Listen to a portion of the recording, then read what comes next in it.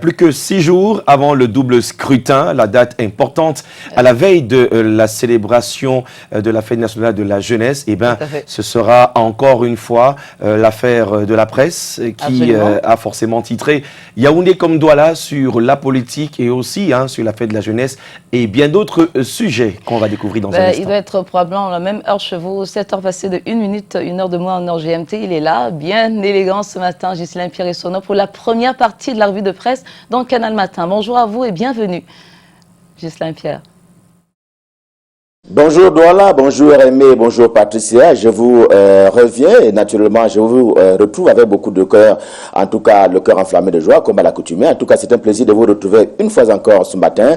Bienvenue donc à Yaoundé, c'est la cité capitale camerounaise pour l'acte 1 de la revue de presse sur Canal Matin et donc sur Canal 2 International. Et vous l'avez indiqué tout à l'heure, la presse matin qui parle bien entendu non seulement de la fête nationale de la jeunesse le 11 février prochain, mais également du processus électoral en cours au Cameroun et qui va arriver à terme au soir de la proclamation des résultats en action ce lundi justement pour parler de ces élections. Il y a le journal du comité central du RDPC, j'ai donc nommé l'Action, qui est donc en action ce matin bien entendu aux côtés du RDPC, le Rassemblement démocratique du peuple camerounais, pour faire un peu la propagande de cette formation politique. Le RDPC dans la danse de la campagne électorale, objectif national, conquérir le plus grand nombre de sièges aussi bien à l'Assemblée nationale qu'au sein des conseils municipaux. En tout cas, c'est un objectif qui a été fixé par Jean Kouété, le secrétaire général du comité central de cette formation politique au pouvoir au Cameroun. C'est en tout cas ce à quoi s'attelle d'ailleurs le patron, on va dire, administratif de la formation politique,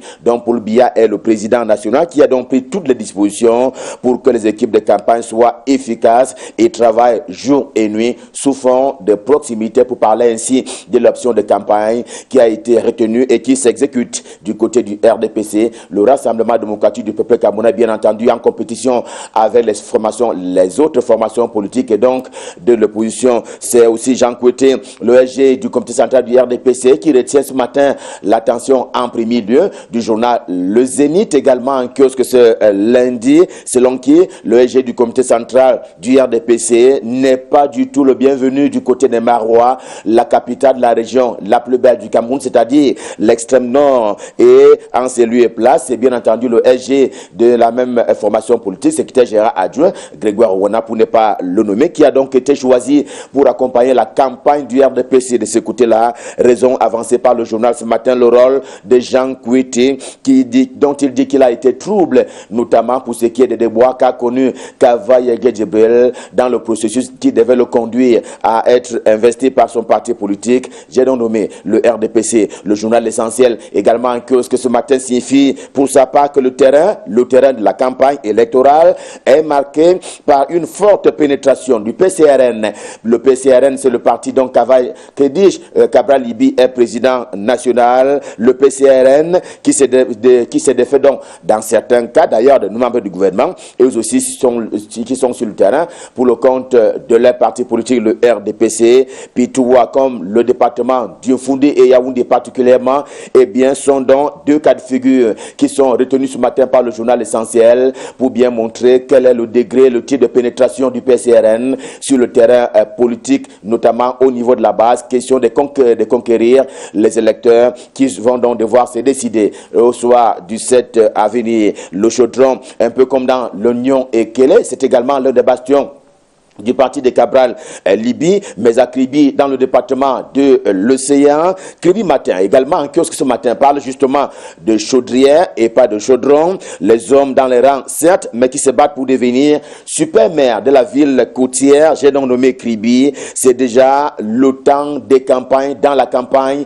écrit justement ce journal qui est commis à partir de Kribi, la cité balnéaire. Cela est légitime, fort heureusement, cela est encadré par le patron de ce parti, le RDPC, dans le département du Foundi, Jules Doré Ndongo, qui travaille donc au quotidien avec toutes les équipes, question justement d'arranger les foules et de faire mieux que par le passé. Il escompte avoir 100% en termes de suffrage valablement exprimé pour le compte des candidats du RDPC. Et cela est valable aussi bien en Vengue, Bipindi, comme de Fifinda, Kampolodov et bien entendu Kribi. C'est un peu l'ensemble des informations qui sont rapportées ce matin par Kribi Djibi Matin. La cartographie mérite qu'on s'y attarde un peu dans la mesure où les programmes des candidats, et c'est une remarque qui a été faite par le quotidien Mutation, le journal de Gab, Georges-Alain Boyumo, eh bien, c'est précisément parce que les programmes des candidats s'adaptent aux divers environnements. Mutation projette quelques-unes de ces figures-là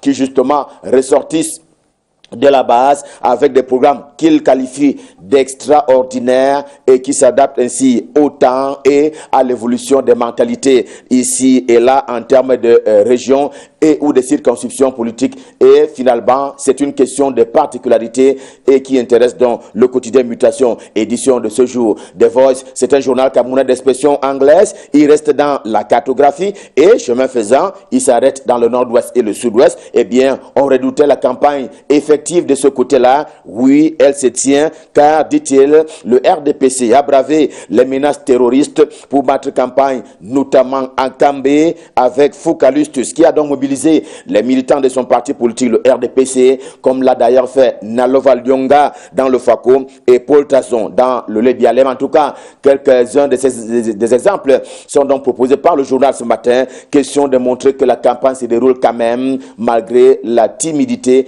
et c'est là donc l'occasion au journal de dire combien les militants du RDPC ont donc bravé les menaces terroristes.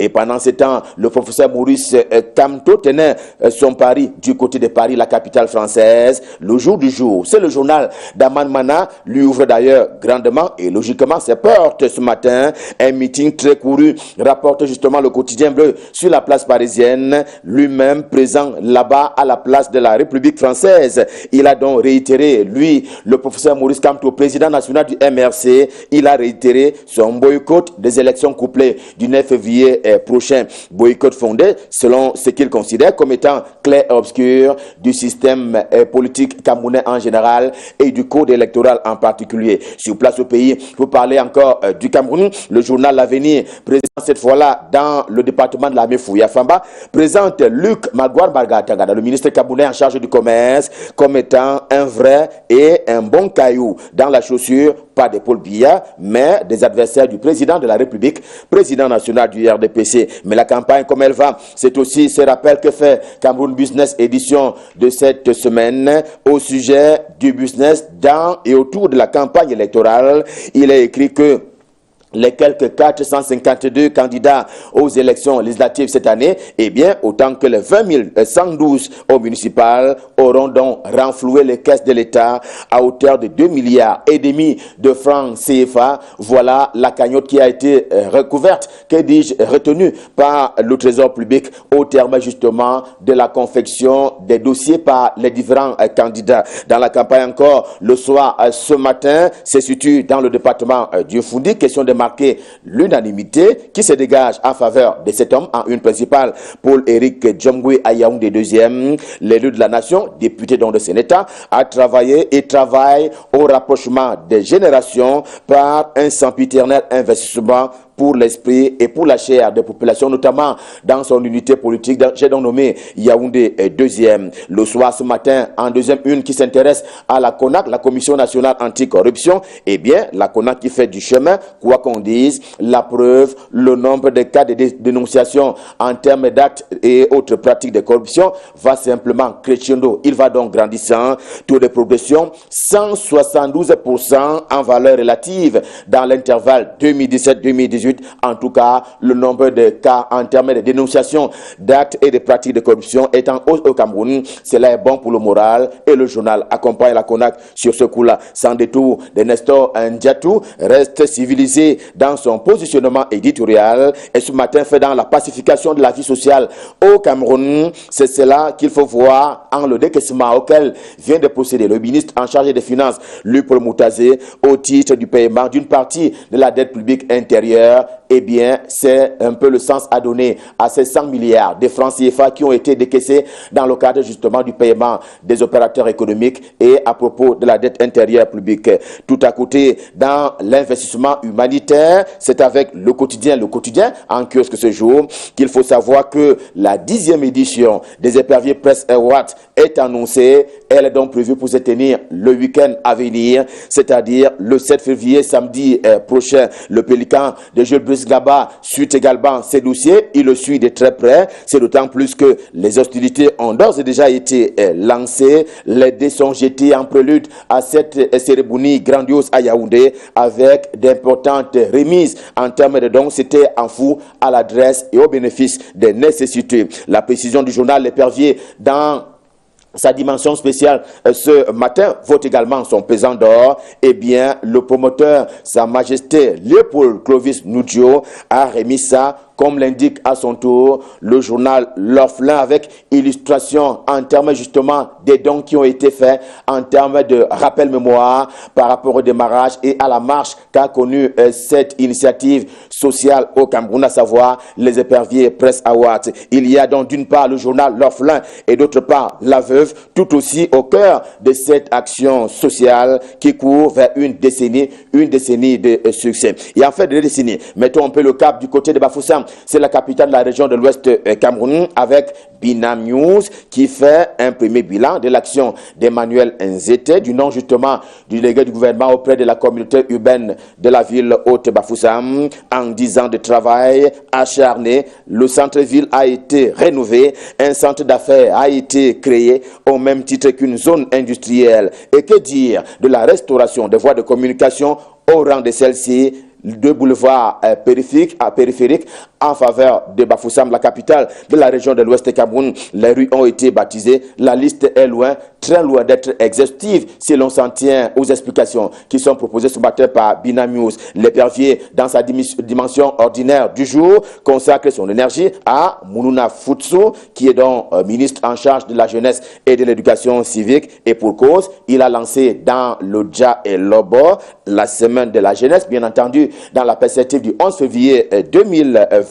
Et Paul Ngouare Kindi, avec son journal Réalité, retient également cela comme faisant partie de l'information première. Vous le voyez en une principale. C'était précisément, rappelle-t-il, Amin Tom. Nous sommes bien entendu dans le Dja et Lobo, dans une ambiance de fête avant la fête elle-même. Le 11 février étant au Cameroun, à titre de rappel, la fête nationale de la jeunesse. Et cette année, qui va se célébrer avec un thème qui a été choisi pour les besoins de la cause et qui se rapporte à la culture patriotique et civique au Cameroun. Dans la préfectorale, cette fois-ci encore au niveau régional, et c'est avec sa presse de Steve Njok, tout aussi en kiosque, et qui est sur le terrain du plan d'urgence triennal. Il tient pour prétexte, bien entendu, la descente sur le terrain de Bertoua, la capitale de la région de l'Est Cameroun, du premier ministre chef du gouvernement Joseph Diengouté, qui a séjourné de ce côté-là. Et en son aspect des logements sociaux, il sortait de terre, quoi qu'on dise. C'est le cas de Bertoua, qui s'est donc doté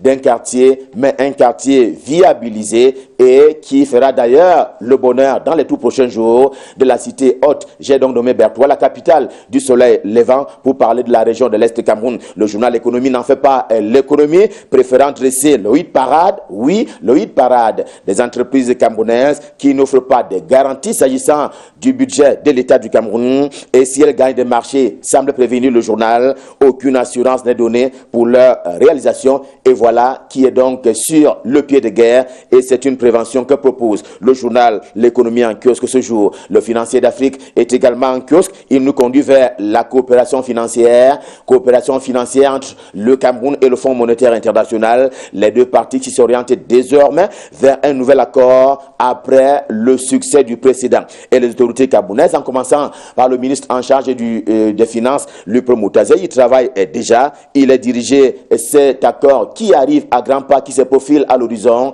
Il se dirige vers et contre la pauvreté, et la pauvreté contre laquelle le Cameroun lutte, dit-il, et dont la lutte contre la maladie. Notre santé est également en kiosque.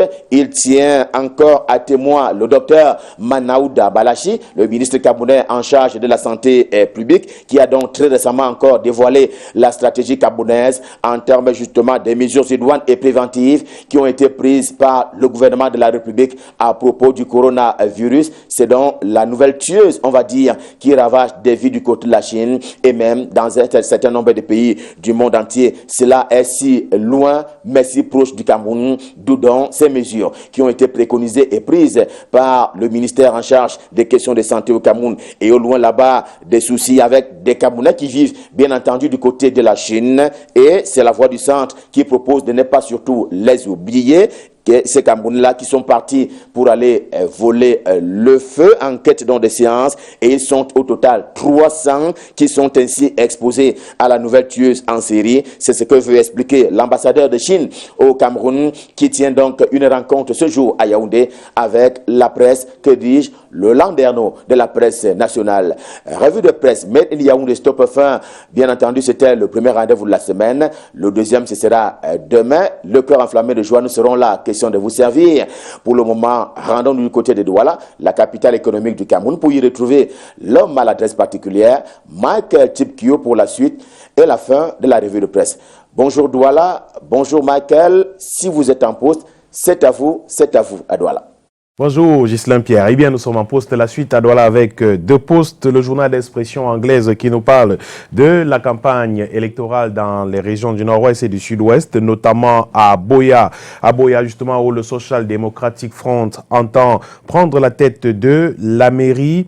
Le maire qui est le postulant justement à ce poste, l'avocat Ikomi Ngoni, qui est par ailleurs parlementaire en ce moment, promet de ramener l'eau potable dans la capitale régionale du sud-ouest Cameroun et continuer de lutter contre des administrateurs ou alors des administrateurs qui ne font pas du tout leur travail. Pour lui, continuer d'applaudir le Rassemblement démocratique du peuple camerounais mettra toujours les populations de la région du sud-ouest sous les ténoirs. C'est donc un florilège de propositions du futur, du postulant justement à ce poste de maire de la commune de Boya, à lire dans le journal de Poste en kiosque ce jour, qui parle aussi de ce meeting de Maurice Kamto à Paris, lui qui a rallié des centaines, des milliers de Camerounais justement pour prendre part à ce meeting qu'il a tenu place de la République en France, écrit le journal de Poste en kiosque aujourd'hui, qui parle aussi du Rassemblement démocratique du peuple camerounais, Eden, cette fois-ci, qui parle du RDPC qui était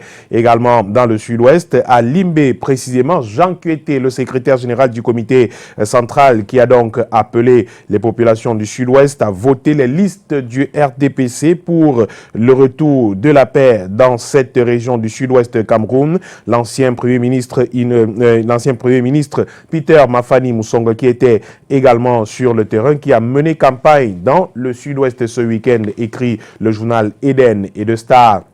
Également, en kiosque nous parle aussi de du déroulement de la campagne électorale dans ces deux régions. Entre le RDPC et le SDF, le journal constate que ce sont les deux formations politiques qui tentent de se déployer sur le terrain en ce moment dans le sud-ouest et le nord-ouest du Cameroun. Question de rallier le maximum de potentiels électeurs pour les élections à venir. Le quotidien La Nouvelle Expression est en kiosque également aujourd'hui et nous parle de nous parle justement de l'indignation d'un enseignant d'université. Il est chef de département en communication à l'université de Douala, le professeur Evuna, qui revient sur la manifestation des enseignants il y a quelques jours suite à la levée de corps de Mbodjomi Tchakounte Boris, qui a été selon lui assassiné une autre fois par des fonctionnaires médiocres agissant en bande organisée au nom de l'État au prétexte d'en sauvegarder la sûreté. Eux justement qui ont militariser la ville de Yaoundé et faire une répression violente à ces enseignants. Il écrit par exemple dans sa tribune ce jour que la toge est un vêtement académique consacré. Un enseignant abhorrant sa toge doit être considéré comme dans l'exercice de ses fonctions. On ne l'arrête pas, on ne le moleste pas, on le respecte. L'ordre d'intervenir avec brutalité contre la procession des enseignants constitue à la fois un acte d'ignorance et une violation inadmissible de l'intégrité de la profession qui s'inscrit dans le même registre que l'intrusion des administrateurs civils dans les salles de classe. Le professeur Jacques Evuna qui en parle justement fait part également de son admiration pour les collègues qui ont rendu un vibrant hommage à Ndjomi Tchakounte Kevin Boris, qui a été conduit à sa dernière demeure ce week-end à l'ouest du Cameroun. Et la grande une de la Nouvelle Expression, vous le voyez, reparle de ce meeting de Maurice Kamto à Paris, lui qui a donc fait le constat de l'échec de l'opposition lors de ce meeting en présence d'une foule immense de Camerounais et d'Africains venus l'écouter à la place de la République à Paris. Le 1er février dernier, le président du MRC a donc tenté de montrer comment l'opposition part déjà perdante au double scrutin prochain. On retient par exemple de lui qu'il y a 180 députés à l'Assemblée nationale et avant même les élections, le RDPC a déjà obtenu 134 sièges. L'opposition se bat pour 46 députés qui ne sont même pas certains d'avoir. Et dans ces conditions, il se pose la question de savoir à quoi cela sert-il d'aller voter. Et il est revenu sur les raisons qui ont milité pour que son parti politique n'aille pas à ce double scrutin. Il s'agit de la guerre dans les régions du nord-ouest et du sud-ouest et l'absence d'un code électoral consensuel. Maurice Kamto a donc réitéré sa détermination à poursuivre son combat jusqu'au bout, écrit la Nouvelle Expression. En combat, a-t-il souligné qu'il compte mener avec les compatriotes de la diaspora, effectivement la diaspora camerounaise. Le journal parle aussi de la campagne avec Yaoundé Premier, le RDPC sans challenger qui vise 80% de taux de participation dans la commune de Yaoundé Premier. Une seule liste est en compétition dans cette commune d'arrondissement pour les municipales du 9 février 2020. L'enjeu réside désormais dans une participation massive de l'électorat, écrit le journal La Nouvelle Expression. L'œil du Sahel constate pour sa part que depuis le lancement de cette campagne électorale, les préfets et sous-préfets ne sont pas beaucoup aperçus dans des meetings du Rassemblement démocratique du peuple camerounais. Depuis justement le lancement de cette campagne, aucune autorité administrative dans la région du Nord n'a été aperçue dans un meeting ou une réunion de campagne. Par le passé, le journal constate justement que par le passé, on avait pris l'habitude de voir ces derniers s'afficher aux côtés des militants du RDPC, surtout lorsqu'il s'agissait des meetings présidés par des membres du gouvernement ou des personnalités de la République. Et dans le même registre, constate toujours l'œil du Sahel, même les forces de l'ordre souvent très présentes lors des meetings des membres du gouvernement se font désormais assez discrets. Les raisons justement sont évoquées dans le tri-hebdomadaire régional d'information du Nord Cameroun qui lance également une alerte ce jour, alerte à l'infection au coronavirus, un ressortissant camerounais contaminé par ce virus effectivement. La contamination du jeune Pavel Daril Sem Kenou a été confirmée par les autorités chinoises le 2 février dernier. Le ressortissant camerounais de 21 ans a en effet attrapé le coronavirus en Chine après un séjour à Wuhan, épicentre de l'épidémie qui sévit depuis le 31 décembre 2019. Cet étudiant à l'université de Yangtze a aussitôt été interné dans un hôpital de Yangzhou. Le communiqué de l'université de Yangtze rassure justement que l'étudiant répond bien au traitement. C'est un pays ayant des ressortissants à Wuhan, écrit l'œil du Sahel, ont entamé des opérations de rapatriement de leurs compatriotes. Cependant, au Cameroun, écrit l'œil du Sahel, aucune initiative n'est encore à l'ordre du jour, aucune initiative prise dans ce sens, constate le tri-hebdomadaire régional d'information du Nord Cameroun. Le Messager, ce matin, nous propose une incursion au Centre national de réhabilitation des personnes handicapées, cardinal Paul-Émile Léger des Touguébé à Yaoundé. Un reportage justement de Soulé Onoyolo justement, grand reporter au quotidien Le Messager, miraculé justement, qui livre ce jour sous la plume qui livre ce jour justement un caviar qui dévoile que le phénix de la presse longuement meurtri, affaibli et foudroyé par la maladie garde de Borest, Soulé Onoyolo, qui nous livre justement un dossier de plus de 3 pages au centre de réhabilitation des handicapés des Touguébé. Parle par exemple du service de rééducation fonctionnelle polyvalente et appareillage du Centre national de réhabilitation des personnes handicapées cardinal Paul-Émile Léger à Touguébé, qui offre plusieurs moyens thérapeutiques pour se relever: la physiothérapie, les techniques de kinésithérapie, la rééducation sphinctérienne et urologique, la réadaptation l'incitation à l'effort, la thérapie à domicile, l'éducation, la prévention. Dans l'ensemble, ce sont des moyens thérapeutiques adaptés aux conditions physiques, psychologiques et sociales du patient. Les exploits, l'expertise et la satisfaction en termes de soins permettent aux patients de se sentir soulagés. Au Centre national de réhabilitation des personnes handicapées à Etoguébé, les malades en quête d'espoir viennent des 10 régions du Cameroun et même de la sous-région Afrique centrale. On y retrouve des cas de pathologies liées au dos, des neurologies et bien d'autres. La mission justement sur place est celle de transformer le désespoir en espoir. Et dans cette planète du handicap, il y a une constellation de spécialistes qui facilitent l'adaptation du handicap. À côté des kinésithérapeutes et appareilleurs, ils sont pour la majorité appliqués et dévoués à la tâche. Le centre dispose d'une trentaine de travailleurs sociaux, de psychologues, cliniciens, une quinzaine de kinésithérapeutes, une dizaine de techniciens en appareillage et une vingtaine d'infirmiers. Et dans cette incursion, justement, le journal sollicite l'arrivée sur place de Chantal Biya. Les personnes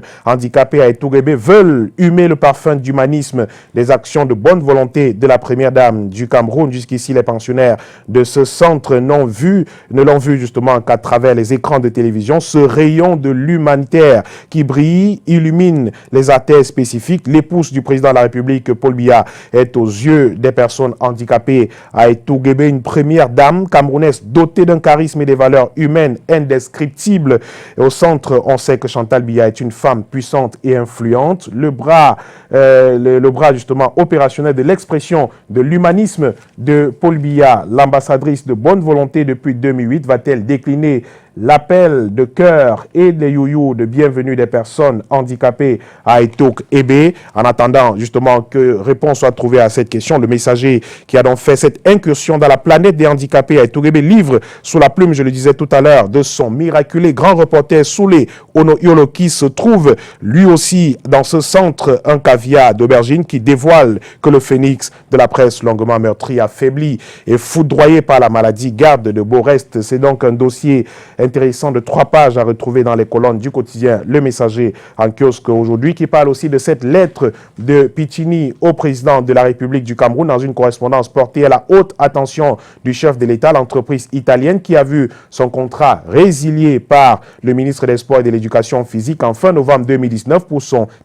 incapacité à livrer le stade d'Olembe dans les délais contractuels, dénonce la rupture abusive du contrat et fustige le mauvais traitement infligé à ses agents restés au Cameroun. Le pied de une, le journal parle du déroulement de la campagne électorale dans la région du Nord-Ouest avec ce convoi justement du Consupé qui a été victime d'une double attaque, 5 personnes blessées lors de ce énième assaut qui intervient à seulement 7 jours du double scrutin, alors que Madame le ministre et sa suite se rendait à Bangui samedi dernier, battre campagne pour le compte du RDPC. C'est en ce moment que son convoi a été attaqué par des individus armés jusqu'ici non identifiés, écrit le quotidien Le Messager en kiosque aujourd'hui. L'hebdomadaire Intégration également en kiosque ce jour nous parle de la guerre. La guerre, justement, l'insécurité vécue au Cameroun et au Maghreb notamment. Boko Haram, sécessionnisme, État islamique au Maghreb et au Sahel, des Apaches en flagrant délit d'invention de la guerre selon certains courants intellectuels mis en relief à Yaoundé. En fin de semaine dernière, le déploiement des multinationales, des ONG, des puissances occidentales s'inscrit dans un projet beaucoup plus vaste de fragilisation économique, politique et culturelle du continent africain. Le journal Intégration a donc mené une enquête dans ces industries de la guerre, Boko Haram, sécessionnisme, État islamique et autres. Et les résultats de cette enquête livrés dans les colonnes de l'hebdomadaire en kiosque ce lundi. Un autre hebdomadaire, celui du monde juridico-judiciaire Kalara, également en kiosque ce jour, nous parle de ce procès contre l'ancien recteur de l'université de Douala. Pourquoi le tribunal criminel spécial a donc relaxé le recteur Bruno Bekolo Ebe dans une décision qui met en exergue de multiples abus, effectivement relayés par le journal Kalara en kiosque ce jour. À l'égard du professeur agrégé d'économie, le tribunal a minutieusement déconstruit l'accusation. Absence de preuves et déductions inadmissibles de l'accusation ont profité à l'accusé, mais le procureur général, près le TCS, décide de poursuivre la bataille, écrit le journal Kalara en kiosque ce jour, qui donne également à comprendre des choses autour de la gestion du terminal à conteneurs du port autonome de Douala. Un mois après, quelle est donc la situation au terminal à conteneurs de Douala? Dans les lignes, justement, dans le journal Kalara ce jour, offre une réponse indirecte en exposant certains enjeux inconnus du public de la bataille que se livre encore le port autonome de Douala et son ancien partenaire DIT, des origines de l'affrontement aux perspectives d'avenir en passant par les procédés judiciaires en cours. L'hebdomadaire du monde juridico-judiciaire essaye de faire le point de la situation. C'est donc à lire en 3 pages dans l'hebdomadaire Kalara en kiosque ce jour. L'avocat également en kiosque nous parle de la crise dans les régions du nord-ouest et du sud-ouest et l'armée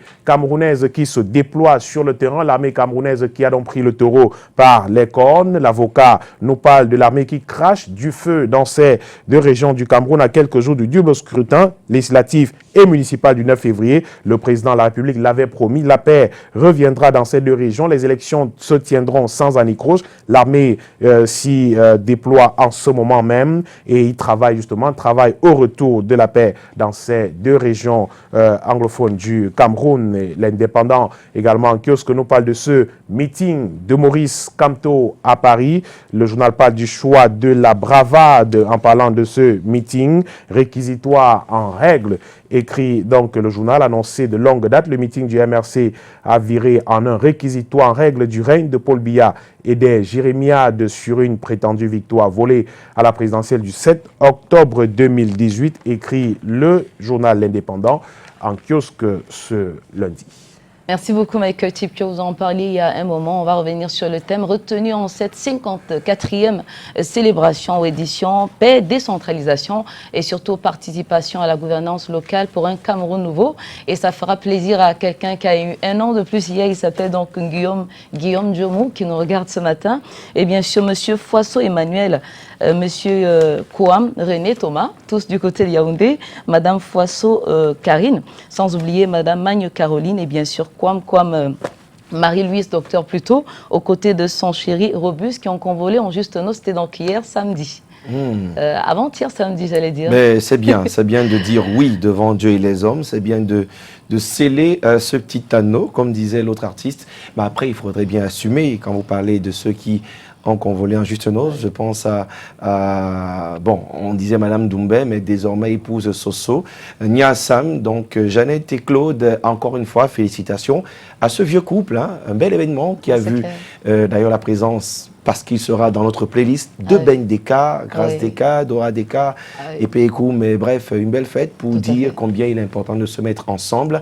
Mais nous allons aussi, hein, au-delà de ceux qui... Belle musique, un live. peu entre vos idées. Ah non, c'était... Ce jour, on va célébrer quelques personnes qui sont à l'honneur. On parle naturellement de prénoms. Et le prénom principal, c'est Blaise. Entouré de prénoms secondaires, on a Adrien, Anatole, Célérin. Célérin, c'est un prénom assez particulier. On a Adélin, Marguerite et surtout Nicolas. Blaise, comme Blaise Baba, notre collègue de TV+. Des Blaise, vous en connaissez, Michael Chipkio? Blaise Baba, vous l'avez cité. Blaise Compaoré. Blaise Baba qui a eu un an de plus samedi. Et il est marseillais, il a célébré avec un but, dimanche. Il a célébré avec un but, d'ailleurs on reparlera en sport, Canada qui jouait contre nos amis d'une association sportive du côté de Lopom. On aura ça en images et en extrait dans la partie sport, mais vous avez aussi la main sur le cœur pour notre très cher aîné, Soulé, à qui on pense ce matin. Oui, et Soulé, qui nous livre une enquête de 3 pages réalisée au Centre national de réhabilitation des personnes handicapées à Itougébé Yaoundé. C'est quelque chose d'extrêmement extraordinaire. C'est un miraculé pratiquement, je le disais tout à l'heure. Il a été amputé, vous le savez, d'une jambe. Il a souffert pendant longtemps d'une maladie, interné dans un hôpital Yaoundé pendant plus d'1 an et couché justement dans un centre de réhabilitation à Yaoundé, à Itougébé précisément. Il parvient à nous livrer ce type de dossier, un dossier de 3 pages réalisé par ses soins Je crois que c'est un exemple de courage, un exemple de force et c'est le lieu justement de lui dire encore bon courage.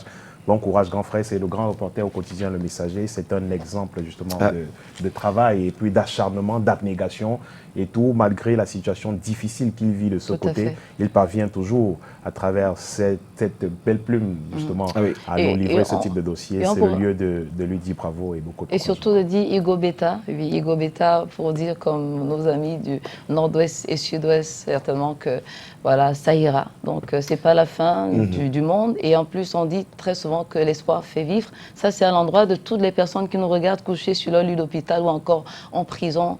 Il faut garder espoir. Alors, Soulé, lui, c'est quelqu'un qu'on adore d'abord sur les plateaux de Canada et partout pour la pertinence de ses analyses. Et puis, l'occasion faisant le larron, d'abord restituer tous nos voeux de rétablissement et de bonne santé à maman Guéa, elle qui a perdu une jambe et puis la deuxième, mais qui, contre toute mauvaise humeur et mauvaise communication qui se fait sur la toile, reste et sera encore avec nous. Bien les choses à toutes ces personnes. Clair. Et moi, je voudrais leur donner beaucoup d'amour ce matin parce que le choix de ma chanson du cœur parle de personnes qui sont parties de rien, de zéro à héros. Tous les débuts ne sont pas faciles et le cas de Daphné et Mister Léo nous parle ce matin. C'est clair. Igo Beta, papa, oh, Igo Beta. Oui, qui ne se rappelle pas de cette très belle chanson. Et bien sûr, aux côtés de Mister Léo, Daphné, Ndolo, un magnifique featuring. Rastafari.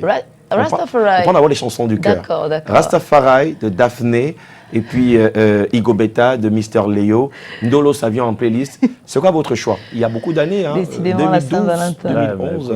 Je vais faire le choix de Igo Beta pour rester dans la logique de tout à l'heure de Mister Léo. Ça parle d'amour. Igo Beta, oui, naturellement. Et je crois que ça veut dire ça c'est du pidgin justement que nous utilisons chez nous pour dire demain sera mieux. Pourquoi le choix de cette chanson? C'est le concept de ma chanson du cœur. Les téléspectateurs votent déjà sur Internet. La chanson simplement pour redonner de l'espoir à ceux qui souffrent quelque part dans leur chair, qui ont perdu cet espoir justement, qui vivent dans le désespoir, je voulais dire, et qui se disent parfois que tout est terminé pour eux, leur rappeler simplement que la vie vaut la peine d'être vécue.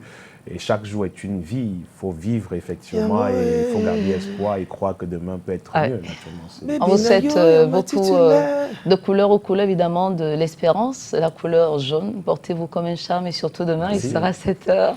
On commencera naturellement par monsieur Ghislain Pierre-Essonneau depuis Yaoundé et puis on va dire HBD à l'entrepreneur Wilson Donfac, lui qui est sa charmante épouse.